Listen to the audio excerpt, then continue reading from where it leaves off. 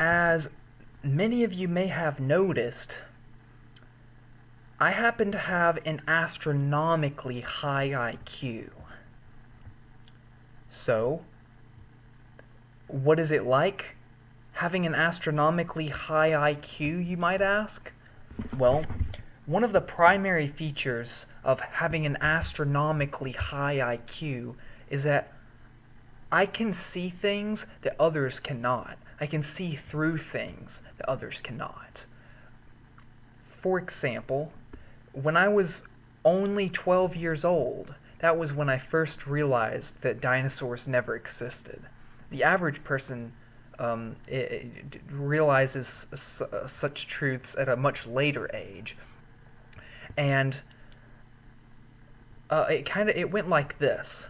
I was in church one day, and I decided to ask the pastor a question. I went up to the pastor and I was like, "Hey, pastor, what's your favorite dinosaur?" And the pastor said something along the lines of like, "Well, son, it turns out that dinosaurs didn't really exist. I got proof that dinosaurs didn't exist. Here is my proof that dinosaurs don't exist." And I was just like,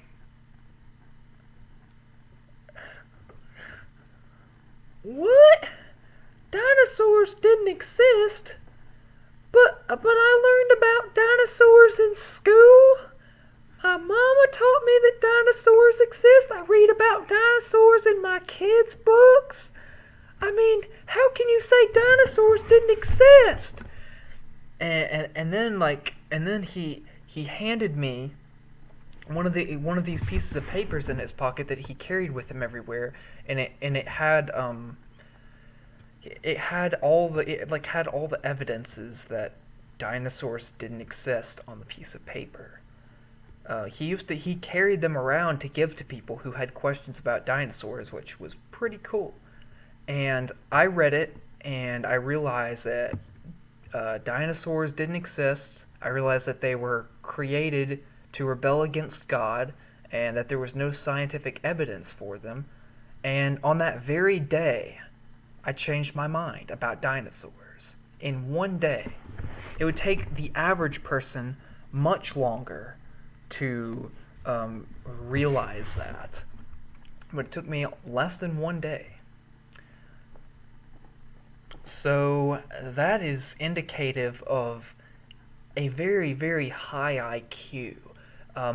It reveals an ability to ascertain features of the physical universe to a degree to which the average person cannot, which is very indicative of an astronomically high IQ. I think it's like at the tippy top of the bell curve, pretty much. It's like near the tippy top of the bell curve, which is quite a blessing. I am certainly grateful. Now it turns out that dinophiles, on the other hand, dinophiles don't tend to have the highest IQs, it turns out. The average dinophile, I'd say about like 50%, like half of dinophiles have below average IQs, like less than 100. Half of dinophiles have an IQ of less than 100.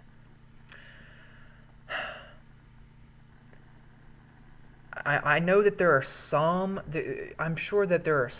I know that there are some really smart dinophiles out there, but for the most part, dinophiles are not the brightest group. So, a lot of times they're really slow, and but the Bible says to comfort the simple-minded. It says to comfort the simple-minded. I think that's like in 1 Timothy. I think it says that's in 1 Timothy, I think.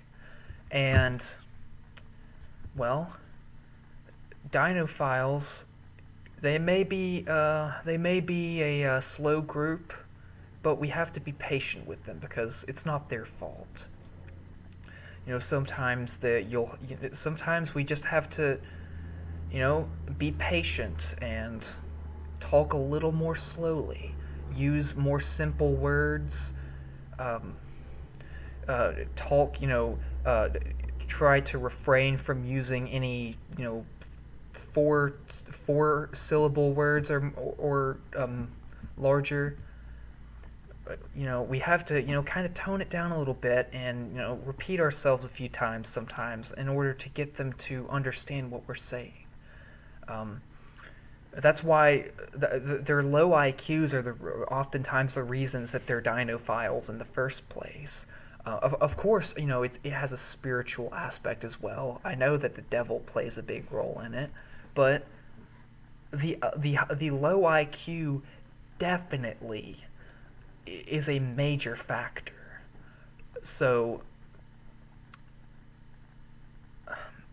I guess what to take from this is that yes, dinophiles are not the brightest group, but we were once lost as well, and we must be patient with them and recognize that they can still be saved.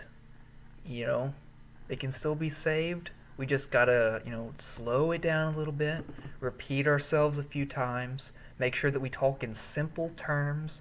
Um, try to break it down as much as possible. Use analogies about use an analogy about like an Ariana Grande song. Like do something like that. Um, just talk in terms that they can understand.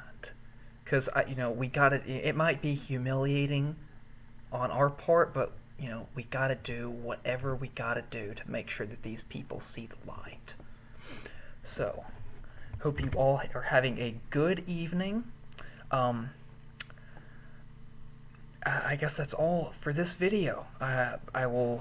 My next video, I think, will be about education in America and how we can fight the dino lie in the battle of ideas and ensure that the dino lie does not infiltrate other fields of academic discourse. Have a good day. God bless.